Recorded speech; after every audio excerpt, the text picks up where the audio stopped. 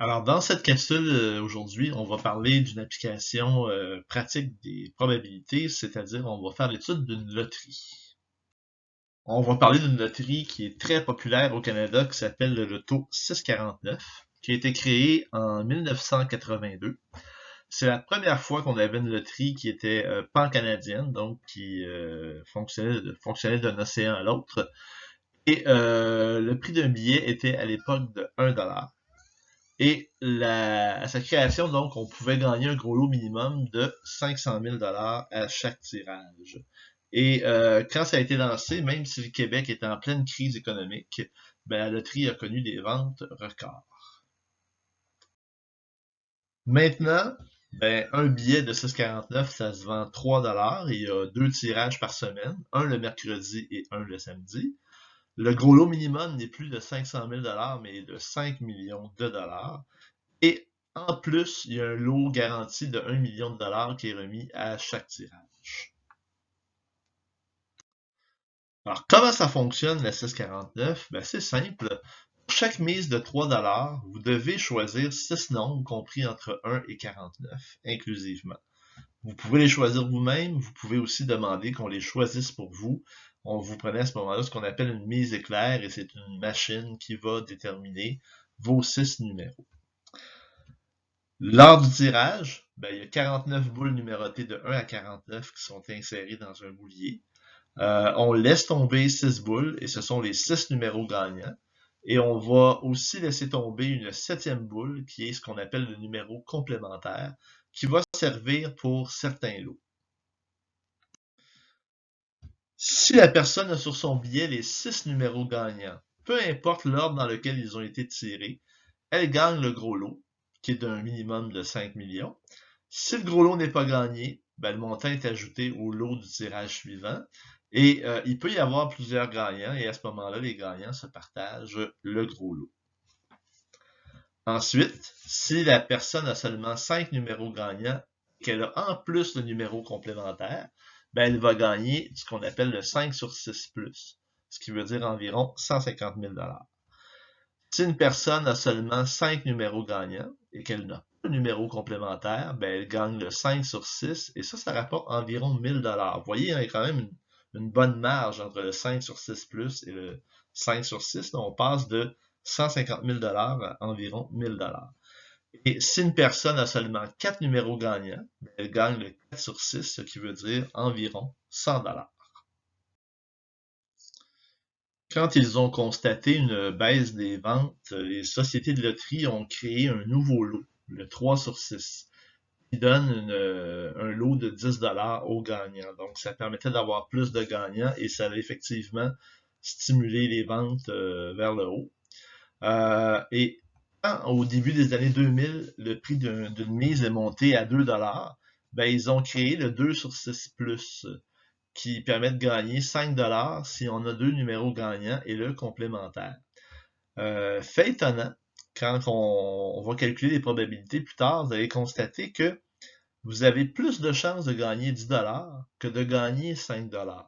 Normalement, ça devrait être le contraire, mais comme c'est des lots qui ont été ajoutés avec le temps, ben ils n'ont pas voulu modifier la structure du jeu, alors ils ont laissé ça comme ça. Mais normalement, ça aurait dû être le contraire. Et quand en 2013, ben, ils ont créé encore une fois, ils ont monté encore une fois le prix des billets, donc ils sont passés à 3 ben, ils ont créé un autre lot qui est le 2 sur 6, qui donne, lui, aux gagnants un billet gratuit. Allons-y maintenant avec nos calculs de probabilité. Pour gagner le gros lot, qu'on va appeler l'événement A, ben, je vous rappelle que pour gagner le gros lot, il faut avoir les 6 numéros gagnants parmi les 6 qui ont été tirés. Et l'ordre n'a pas d'importance, ce qui veut dire qu'on va utiliser les combinaisons pour calculer la probabilité. Alors, la probabilité de A, ben, ce sera la combinaison de 6 numéros gagnants choisis parmi 6 sur la combinaison de 6 numéros choisis parmi 49. Alors, ça veut dire que vous avez une chance sur 13 983 816 de gagner le gros lot et regardez en nombre décimal à quoi ça ressemble. Je trouve qu'il y a quand même pas mal de zéros avant qu'on voit apparaître un chiffre. L'autre lot qui est intéressant, c'est le 5 sur 6 plus. Je vous rappelle, c'est environ 150 000 $. Ça dépend des semaines, ça dépend des tirages et du nombre de gagnants. On va appeler ça l'événement B, donc gagner le 5 sur 6 plus. Pour gagner le 5 sur 6 plus, il faut avoir 5 numéros parmi les 6 gagnants et avoir le numéro complémentaire. Donc, ça veut dire que pour calculer la probabilité, on va faire combinaison de 5 parmi 6, donc 5 numéros gagnants parmi 6, fois la combinaison de 1 dans 1, parce qu'il faut avoir le numéro complémentaire, et on divise ça par combinaison de 6 dans 49. Donc, ça donne 6 chances sur 13 983 816. Encore une fois, beaucoup de zéros quand on met le nombre en décimale. Le lot suivant, c'est le 5 sur 6 qu'on va appeler l'événement C. Donc, pour gagner le 5 sur 6, ben, il faut avoir 5 numéros parmi les 6 gagnants et il ne faut pas avoir le numéro complémentaire parce que si on a le numéro complémentaire, on gagne le 5 sur 6 plus. Alors, pour gagner le 5 sur 6, ben, on fait une combinaison de 5 numéros gagnants parmi 6. Il ne faut pas avoir de complémentaire, donc on fait combinaison de 0 dans 1. Et il faut avoir un mauvais chiffre, parce que comme on a gagé 6 chiffres, on a misé sur 6 chiffres, bien, si on en a 5 qui sont gagnants, bien, il en faut un qui n'est pas gagnant. Et on divise ça par combinaison de 6 dans 49, alors ça nous donne 252 chances sur 13 983 816. Donc, encore une fois, en décimale, il y a quand même pas mal de zéros au début. Je vous rappelle que le 5 sur 6 donne un lot d'environ 1000 $. Le lot suivant est le 4 sur 6. Donc, pour gagner le 4 sur 6, il faut avoir 4 numéros parmi les 6 gagnants. Même si vous avez le complémentaire, ça ne change rien. Alors, ça veut dire qu'on va appeler ça l'événement D. Donc, la probabilité de D, ben, c'est combinaison de 4 parmi 6 fois combinaison de 2 parmi 43, parce que si on a 4 bons numéros, ça veut dire qu'on en a 2 mauvais. Et on divise ça par combinaison de 6 dans 49, donc ce qui donne 13 545 chances sur 13 983 816. Environ une chance sur 1000, si on arrondit là, notre nombre décimal. Là, donc, ça tourne autour de ça pour le 4 sur 6, qui donne autour de 100 $. Donc, enfin, je vous donne les probabilités des autres lots. Elles sont marquées dans vos notes de cours. Hein. Donc, la probabilité de gagner le 3 sur 6, c'est 10 $, c'est un lot fixe. Ben, ça vous prend 3 numéros gagnants parmi 6. Et ça donne 246 820 chances sur 13 983 816. Donc, un peu moins de 2% de chances de gagner 10 $. Pour gagner le 2 sur 6 plus, d'un prix fixe, encore une fois, de 5 $, ben, ça vous prend 2 numéros parmi les 6 gagnants et le numéro complémentaire. Donc, le calcul de la probabilité se fait de cette façon. Et vous avez 172 200 chances sur 13 983 816. Remarquez ce qui est curieux, hein?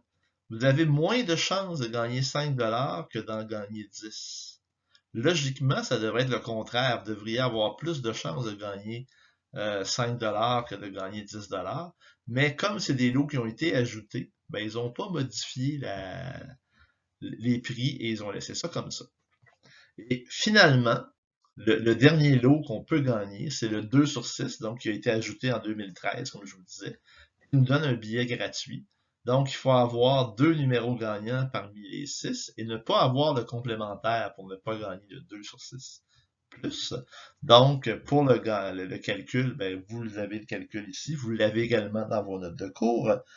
Et ça nous donne donc 1 678 950 chances sur 13 983 816. Donc, quand même, une chance de gagner de 12%. Mais je vous rappelle que vous gagnez un billet gratuit. Alors, c'est quoi la probabilité qu'on a de gagner à la 649? Ben, la probabilité de gagner un lot, peu importe sa valeur, on va noter cet événement-là par H, ben, vous l'avez ici, la probabilité, donc on a juste à additionner toutes les probabilités parce que ce sont des événements incompatibles. Donc, la probabilité de gagner un lot est de 2 111 724 sur 13 983 816, ce qui donne une probabilité d'environ 15%. Mais je vous rappelle que gagner un lot, la plupart du temps, ça veut dire gagner un billet gratuit. Ça veut dire gagner 5 ou avec un peu de chance, gagner 10 Habituellement, quand on achète un billet de loterie, c'est pas vraiment à ça qu'on rêve. Si on regarde la probabilité de gagner un lot important, qu'est-ce que je désigne par un lot important? Disons, c'est un lot de 100 et plus. Donc, qu'est-ce que ça donne comme probabilité? Ben, vous l'avez ici. La probabilité que vous gagnez un lot de plus de 10 dans le fond, ben, c'est 13 804 chances sur 13 983 816. Donc, une probabilité d'environ 1 sur 1000. Mais je vous rappelle que dans ce 1 sur 1000-là, ce que vous avez le plus de chances de gagner, c'est environ 100 Ça change pas vraiment une vie gagner 100 Au pire, ça vous paye un super bon souper au restaurant, mais pas beaucoup plus que ça. Donc, conclusion, comme il y a environ 100 tirages par année de 649, en réalité, il y en a 104, là, ben, quelqu'un qui achète un billet à chaque tirage va gagner un lot supérieur à 10 en moyenne une fois par 10 ans. Alors, si vous commencez à acheter des billets de 649, là, dites-vous que en moyenne, dans les 10 prochaines années, vous allez gagner une fois un lot supérieur à 10 ce qui veut dire environ 100 Peut-être que vous allez être chanceux et que vous allez gagner plus souvent, mais peut-être aussi que vous allez être moins chanceux puis vous ne gagnerez pas du tout de lot important. Mais en moyenne, vous devriez en gagner une fois par 10 ans. Alors, qu'est-ce qu'il y a à retenir de ça? Ben, premièrement, c'est que les loteries ou les jeux de hasard sont organisés par des casinos ou des sociétés de loterie. Ça favorise jamais le joueur. C'est fait pour enrichir le gouvernement habituellement. Et le joueur n'a jamais de probabilité de son côté. C'est toujours du côté de celui qui organise la loterie. Mais dites-vous que avant que les sociétés de loterie existent, les loteries existaient, mais elles étaient souvent organisées par des groupes criminels. Et quand c'est des groupes criminels qui sont organisateurs, ben on connaît pas souvent comment les lots sont distribués, tout ça. Donc la situation est encore pire à ce moment-là. Donc c'est peut-être mieux pour nous que ce soit les sociétés de loterie et les casinos du gouvernement qui dirigent ça, parce que sinon, on ne sait pas vraiment ce qui se passe. Et même s'il y en a des fois qui vont vous dire qu'ils ont des trucs pour gagner, tout ça, il n'y en a pas de trucs. Et si vous en trouvez un, la société de loterie ou le casino va interrompre le jeu. C'est arrivé, à un moment donné, qu'une personne avait réussi à gagner, à déjouer un jeu au casino de Montréal et après 2 tirages, on a carrément arrêté le jeu parce qu'on a vu qu'il y avait quelque chose de pas normal qui se passait et effectivement, on a découvert qu'il y a une personne qui avait remarqué que le générateur de nombres aléatoires du jeu reprenait les mêmes nombres qu'il avait déjà tirés. Alors la personne avait la liste des nombres et avait découvert ça. Donc, avait gagé les nombres qui avaient déjà été tirés puis avait réussi à gagner. Mais après 2 tirages, l'Auto-Québec a arrêté puis ils se sont dit ah, il y a quelque chose de pas normal qui se passe et ils ont carrément arrêté les jeux à ce moment-là.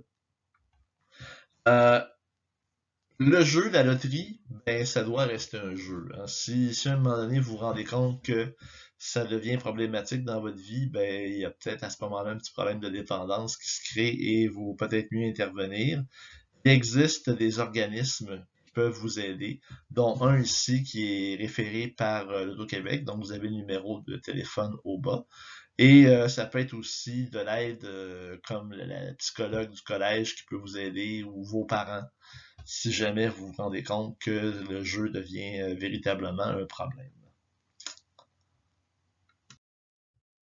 Enfin, ben, je termine sur une petite suggestion littéraire. C'est un roman qui s'intitule Le Plongeur, qui est un roman québécois de Stéphane Larue, qui raconte justement la vie d'un étudiant de cégep qui travaille comme plongeur dans un restaurant, mais qui a aussi d'énormes problèmes de jeu avec les vidéos poker qu'on retrouve dans les bars et tout ça. Donc, c'est ça qui est son point faible. Donc, ça peut être un bon roman à lire si vous voulez voir à quoi ça ressemble la vie de quelqu'un de votre âge qui vit des problèmes de jeu. Et on se laisse là-dessus et la prochaine capsule portera sur les probabilités conditionnelles. Ben, à la prochaine.